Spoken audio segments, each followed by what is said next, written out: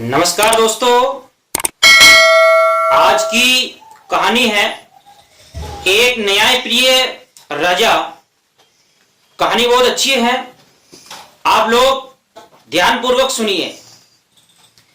एक राजा था, वह बहुत न्यायप्रिय था, जनता का हितैषी था। जो उससे बन पड़ता था वो धर्म दान वो किया करता था।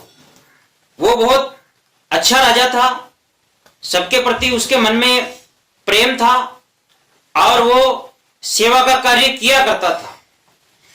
एक दिन उस राजा ने अपने घर पे ब्राह्मणों के लिए भोजन का कार्यक्रम रखा और राजा ने अपने रसोइये से कहा कि आप ब्राह्मणों के लिए भोजन तैयार कर देना। रसोइये ने कहा ठीक है हुक्म, जैसी आपकी आज्ञा। और उस रसोइये ने ब्राह्मणों के लिए भोजन बनाना शुरू कर दिया। अब वो भोजन बना रहा था, उस समय एक चील एक मरे हुए सांप को लेके और वो उड़ रहा था। तो उड़ते हुए राजा के दरबार से होके निकला।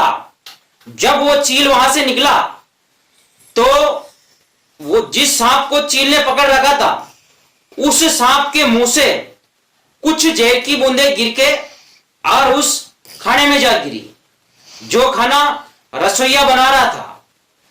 अब वो तो चील जो है उस सांप को लेके निकल गया और रसोइये ने खाना तैयार कर दिया और राजा ने ब्राह्मणों को दरबार में बुला लिया और कहा कि आइए आप भोजन करिए।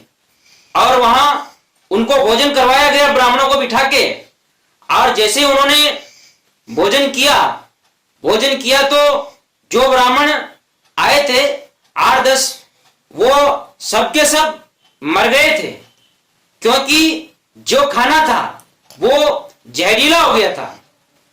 वो चील जो सांप को लेके जा रहा था तो उस सांप की कुछ बूंदें उस खाने में गिर गई थी, जिसको खाने से सारे के सारे जो ब्राह्मण थे वो मर गए थे।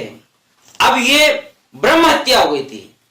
अब ब्रह्म हत्या हुई तो आसपास चर्चा होने लग गई थी कि राजा के यहां जो ब्राह्मण जीवने के लिए गए थे वो मर गए हैं।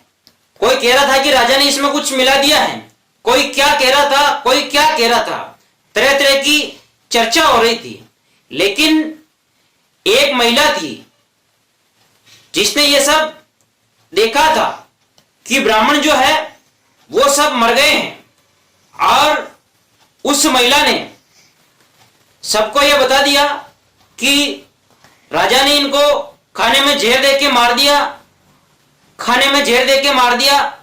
उसने ऐसा ढिंडोरा पीट दिया था और वो सबको ऐसा कह रही थी, आसपास में सबको बता दिया था कि ये जो राजा है ना ये भोजन में जहर देके लोगों को मारता है। उसने राजा को बदनाम करना शुरू कर दिया। और इधर जो वो ब्राह्मण मरे थे तो वो मरने के बाद यमपुरी में गए और यमराज ने जब ये सब घटनाक्रम देखा तो यमराज जी खुद असमंजस में पड़ गए थे और उन्होंने विचार किया कि ये जो पाप है ये किसके खाते में लिखा जाए।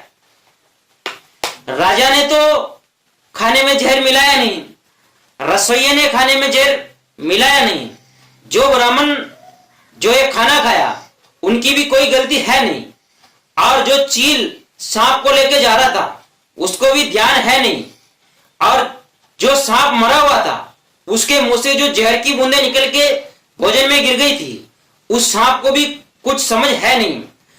तो अब ये जो पाप है ये किसके खाते में लिखा जाए। यमराज जी खुद असमंजस में पड़ गए थे। अब यमराज जी ने पर्चा खोलना शुरू किया। तब देखा कि एक महिला वो सबको ये कह रही थी कि ये जो राजा है ये भोजन में जहर देके लोगों को मार देता है। देखिए दोस्तों, जब कोई पाप कर्म करता है और उस पाप कर्म जब अपन करते हैं तो अपने को अच्छा महसूस होता है। आनंद महसूस होता है, पाप कर्म करने से थोड़ी देर के लिए तो खुशी मिलती है, लेकिन ये जो मृत्यु हुई थी जहर से, तो इससे किसी को भी खुशी नहीं हुई थी। मात्र एक महिला को खुशी हुई थी, जिसने ये कहना शुरू कर दिया कि ये जो राजा है खाने में जहर देके लोगों को मारता है। तब यमराज जी को समझ आया कि इस महिला को पाप का भागीदार समझ के इसको सजा मिलनी चाहिए, और वो जो पाप है उस महिला के खाते में लिख दिया। तो दोस्तों, कहने का तात्पर्य यह है कि अपने को जाने अनजाने में किसी की बुराई नहीं करनी चाहिए, किसी के प्रति बुराई का प्रचार नहीं करना चाहिए, किसी को नीचा नहीं दिखाना चाहिए। तो दोस्तों, यह कहानी आपको कैसी लगी, यह वीडियो आपको अच्छा लगे तो इस वीडियो को लाइक करें, शेयर करें, कमेंट्स करें। धन्यवाद दोस्तों।